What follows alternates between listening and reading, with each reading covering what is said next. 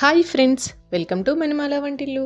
నేను మీ మణిమాల. ఈరోజు వ్లాగ్ ఏంటి అంటే మీకు వీడియోలో కనిపిస్తుంది కదా, మాకు ఊరు నుంచి అయితే ఒక పార్సిల్ వచ్చింది. అందులో పనసకాయలు అయితే వచ్చాయి. అవి నేను ఏ విధంగా కట్ చేసుకుని వాటి తొనల్ని ఏ విధంగా సెపరేట్గా తీస్తున్నాను క్లియర్గా ఈ వీడియోలో మెన్షన్ చేస్తున్నాను.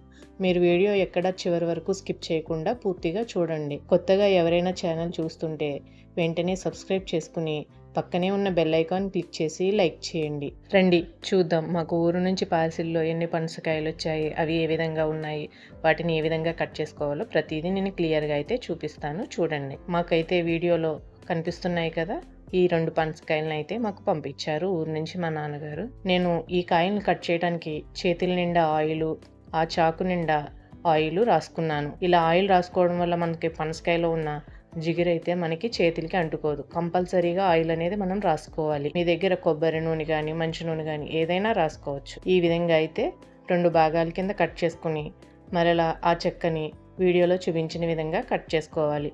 ఈ కాయ అయితే చాలా ముగ్గిపోయింది, మెత్తగా కూడా ఉంది, కట్ చేయడానికి కూడా చాలా ఈజీగా ఉంది.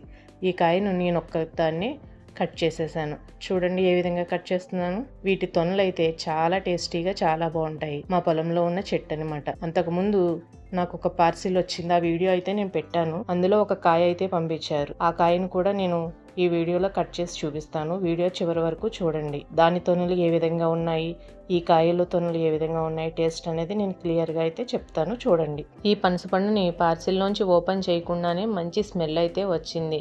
ఇది ముగ్గుపోయి ఉండొచ్చు అని అనుకున్నా, కానీ ఓపెన్ చేస్తే కాయ కూడా మంచిగా మెత్తగా అయ్యింది. ఓపెన్ చేసిన వెంటనే నేను ఈ పనసకాయనైతే కట్ చేసుకుని ఈ విధంగా అయితే నేను మీకు చూపిస్తున్నాను. అలాగే పక్కన ఉన్న కాయ అయితే ఇంకా కొంచెం స్మెల్ అయితే రావాలి. నేను దాన్ని అయితే కట్ చేయటం లేదు. అది కూడా ఒక 2 డేస్లో అయితే పండిపోతుంది. దాన్ని కూడా నేను కట్ చేస్తాను. పనసకాయ కట్ చేసుకోవడం చాలా ఈజీ. దాని టెక్నిక్స్ తెలిస్తే నేను ఏ విధంగా అయితే కట్ చేశానో అదే విధంగా మీరు కూడా కట్ చేసుకుంటే ఈజీగా అయితే కట్ చేసుకోవచ్చు.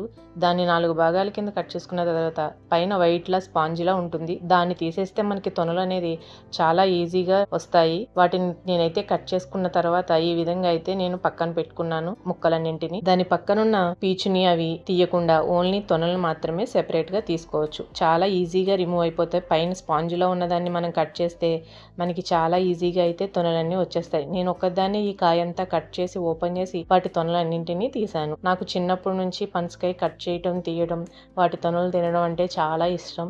ఇంటి దగ్గర అయితే కత్తిపీటలతో కట్ చేసేస్తారు. అది ఇంకా చాలా ఈజీగా అయిపోతుంది. ఇక్కడ నా దగ్గర నైఫ్ అయితే ఉంది. నేను నైఫ్ తోటే కట్ చేసి మీకు ఈ విధంగా చూపిస్తున్నాను. చూడండి ఎంత ఈజీగా వచ్చేస్తున్నాయో తొనలన్నీ. మనం ఎప్పుడు కూడా పైన స్పాంజుల లేయర్లో ఉన్నదాన్ని కంపల్సరీగా రిమూవ్ చేయాలి. మీరు ఆయిల్ రాసుకోకపోతే వైట్ లేయర్కి అంతా జిగురు అనేది ఉంటుంది. ఆ జిగురు మన చేతులను పట్టుకుని తొనలు తీయడం అయ్యి అస్సలు వీలు కాదు. అలా ఆయిల్ రాసుకోవడం వల్ల చేతులకి అనేది ఆ జిగురు అనేది పట్టదు. చూడండి, ఇన్ని తొనలు నేనైతే ఎంత ఈజీగా తీసేసాను. తొనలు కూడా చాలా మంచిగా ఉన్నాయి, కలర్ఫుల్ గా. వాటి స్మెల్, వాటి టేస్ట్ అయితే చాలా టేస్టీగా చాలా బాగున్నాయి. నేను వీటన్నింటిని ఏ విధంగా స్టోర్ చేసుకోవాలి, వీటన్నింటిని మనం ఒకేసారి అయితే తినలేం కదా, వీటిని ఏ విధంగా స్టోర్ చేసుకోవాలి అన్నది కూడా నేను చెప్తాను. వాటి గింజలు చూసారా, వలుస్తున్నప్పుడు ఓపెన్ అవుతాయి కదా, ఆ గింజలను కూడా నేను పక్కన పెట్టుకున్నా. వీడియోలో చూపించిన విధంగా నైఫ్తో ఈ విధంగా గింజలన్నీ తీసుకుని సెపరేట్గా పక్కన పెట్టుకోవాలి. ఇలా పెట్టుకోవడం వల్ల మనకి తినేటప్పుడు చాలా ఈజీగా చాలా బాగుంటుంది. స్పేస్ కూడా తక్కువగా ఉంటుంది మనం బాక్స్ లో స్టోర్ చేసుకునేటప్పుడు. ఇలా గింజలు ఉండడం వల్ల ఎక్కువగా అనిపిస్తాయి. తొనలన్నింటినీ ఈ విధంగా ఓపెన్ చేసుకున్నాను. నాకు ఒక్క కాయకి ఇన్ని తొనలైతే వచ్చాయి. చూడండి, కాయ చిన్నగా ఉన్న తొనలైతే ఎక్కువగా ఉంటాయి. అలాగే టేస్ట్ కూడా సూపర్ ఉంటుంది. ఎంత స్వీట్ గా ఉంటుందంటే చెప్పలేము, చాలా బాగుంటుంది. ఈ కాయనైతే నేను కట్ చేయడం లేదు. 2 డేస్ పోయిన తర్వాత కట్ చేసుకుంటా. అన్ని ఒకేసారి మనం అయితే తినలేం కదా. ఈ విధంగా ఓపెన్ చేసుకున్న తర్వాత ఒక స్టీల్ బాక్స్ లో గానీ, ఎయిర్ బాక్స్ లో గానీ మనం కవర్ లోపల వేసుకుని ఆ తొనలన్నింటినీ ఈ విధంగా వేసుకుని వాటిలోంచి గింజలను అయితే నేను సెపరేట్ గా చేసుకున్నాను. ఆ గింజల పైన లేయర్ ఉంటుంది కదా, దాన్ని కూడా తీసుకోవాలి. ఇలా కవర్ ని ఒక లేయర్ కింద ఆ కవర్ ని క్లోజ్ చేసి బాక్స్ మూత పెట్టుకుని ఫ్రిడ్జ్లో స్టోర్ చేసుకోవాలి. ఇలా ఒక 10 డేస్ అయినా మనకి తొనలు అనేవి పాడవకుండా మంచిగా ఉంటాయి. మనం ఒక 10 డేస్ వరకు కాయను కట్ చేసుకుంటే ఈ విధంగా తొనలను అయితే తీసుకుని తినొచ్చు. ఈ కాయ టేస్ట్ అయితే చాలా బాగుంటుంది. మాకు ముందు ఒక పార్సిల్లో ఒక 30 కేజీల పనస పండునైతే పంపించారు. అది బాలేదు అని అన్నాక మరలా ఈ 2 కాయలనైతే మా నాన్నగారు పంపించారు. నేను ఆ కాయను కూడా మీకు ఇప్పుడు వీడియోలో కట్ చేసి చూపిస్తాను. ఆ కాయ టేస్ట్ ఎలా ఉందా, తొనలు ఎలా ఉన్నాయి అన్నది నేను క్లియర్ గా చూపిస్తాను రండి. చూస్తున్నారు కదా, ఇదే కాయ మాకు పార్సిల్లో వచ్చింది. 30 కేజీల పనసకాయ. ఇది మంచి స్మెల్ వస్తుంది, 2 డేస్ ఆగి కట్ చేయని అన్నారు. స్మెల్ రావటం మానేసి అది మచ్చలయ్యి పడి డాగ్ అయితే వేస్తుంది, పాడైపోయి స్టేజ్ కి అయితే వచ్చేస్తుంది. ఈ విధంగా అయితే ఓపెన్ చేసుకున్నాము. కాయ టేస్ట్ అంటే మాత్రం వరస్ట్. అసలు ఇందులో తీపి అనేది అసలు లేదు.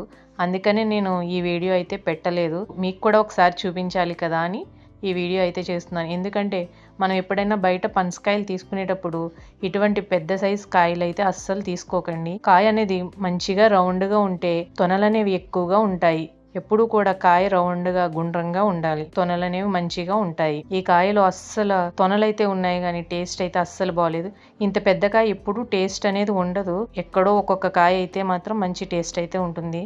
ఇటువంటి కాయలు ఎప్పుడు కూడా మీరు బయట డబ్బులు పెట్టి కొనుక్కునేటప్పుడు అయితే అస్సలు కొనుక్కోకండి. మేము కొనుక్కోలేదు కాబట్టి మాకేం అనిపించలేదు. డబ్బులు పెట్టి కొనుక్కునేవారు జాగ్రత్తగా టేస్ట్ చూసుకుని కొనుక్కోవాలి. మేము దీన్ని అయితే కష్టపడి ఓపెన్ చేసాం కానీ దీని తొనలు తీయటానికి కానీ దీన్ని కొయ్యటానికి కానీ చాలా అంటే చాలా ఇబ్బంది అయ్యింది. దీన్ని నేనైతే కట్ చేయలేదు, మా హస్బెండే దీన్ని కట్ చేశారు. చూడండి ఎంత కష్టపడి ఓపెన్ చేస్తున్నారు. అసలు ఓపెన్ కూడా అవ్వట్లేదు, అంత గట్టిగా ఉంది ఈ కాయ. తొనలు అయితే మాత్రం అరిచేయంత తొనలు ఉన్నాయి. స్వీట్ అస్సలు లేదు. గడ్డి ఎంత చప్పగా ఉంటుందో అంతే చప్పగా ఉంది. అవ్వడానికి తొనలైతే మాత్రం చాలా పెద్దగా చాలా బాగున్నాయి చూడడానికి. మేము ఒక్క చెక్కనే ఓపెన్ చేసాం, ఇంకా రెండో చెక్క అయితే ఓపెన్ చేయలేదు. ఒక్క చెక్కకే మాకు పళ్ళెం నిండా తొనలైతే ఫుల్ అయిపోయి వచ్చాయి. నెక్స్ట్ డే కన్నా స్వీట్నెస్ వస్తుందేమో అని వాటిని అయితే మేము అలానే ఉంచాము. అసలు స్వీట్నెస్ రాలేదు, తొనలు కూడా పాడైపోయాయి. దీంట్లో తొనలైతే ఎన్ని ఉన్నాయో పిల్ల తొనలు కూడా అన్నీ ఉన్నాయి.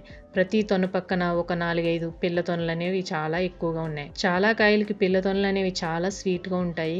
ఈ కాయలకైతే అస్సలు పిల్ల తొనలు అనేవి కూడా చప్పగానే ఉన్నాయి, అస్సలు తీపి అనేది లేదు. చూడండి తొనలు ఎంత పెద్ద పెద్దగా ఉన్నాయో, ఒక్కొక్క తొన అయితే అరిచేయంత ఉంది. నేను ఒక పార్సిల్ వీడియో అయితే అప్లోడ్ చేశాను, మా అమ్మగారి ఇంటి దగ్గర నుంచి వచ్చిన పార్సిల్ వీడియో. దాన్ని 2.6K వ్యూస్ అయితే వెళ్ళాయి. ఈ వీడియో అయితే అసలు ఎవరు చూడరు అని అనుకున్నా, కానీ చాలా మంది లైక్ చేశారు. అందుకని నేను ఈ పనసకాయ కట్ చేసిన వీడియో కూడా అయితే అప్లోడ్ చేస్తున్నాను. మీకు గనక నేను పనసకాయ కట్ చేసిన మెథడ్ కానీ దీని గురించి చెప్పిన ఎక్స్ప్లెనేషన్ కానీ మీకు నచ్చితే వీడియో పూర్తిగా చూడండి. అలాగే సబ్స్క్రైబ్ చేసుకోకపోతే వెంటనే సబ్స్క్రైబ్ చేసుకోండి. పక్కనే ఉన్న బెల్ ఐకాన్ కూడా క్లిక్ చేయండి. నేను పెట్టే ప్రతి వీడియో మీకు నోటిఫికేషన్ అనేది వస్తుంది.